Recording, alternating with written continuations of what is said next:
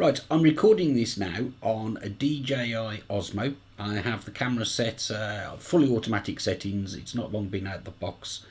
I'm shooting at 4K 25 frames per second, so PAL, and I'm using a Rode VideoMic Pro connected through the external mic jack on the Osmo for the audio.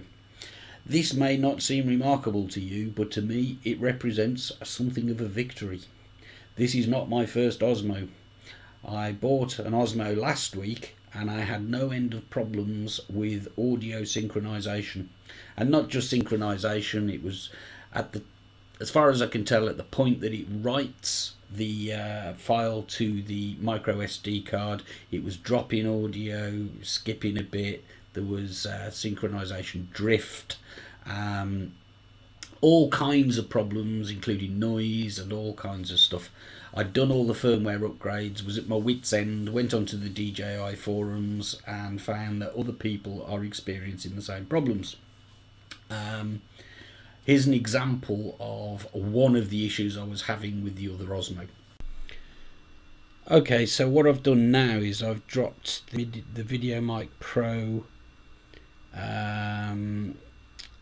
down to 0 boost. So I've turned off the plus 20 decibel boost, which I'm hoping will sort that sound out a little bit.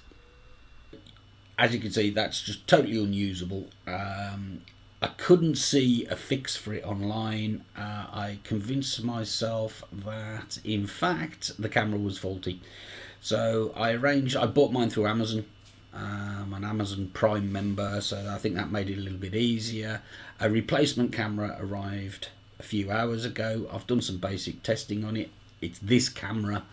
I'm assuming that by the time I get this into my video editing software, that it will prove that it can work and that the other camera was faulty. So the good news is that it can work. The bad news, if you're suffering from these audio problems, is that it looks like it is some kind of fault with the camera. I've done a number of tests on different versions of the firmware. That doesn't make any difference. I've tried a couple of different microphones, tried different card readers, and even different PCs and even a Mac to copy the resulting files onto, and it's a problem with the camera.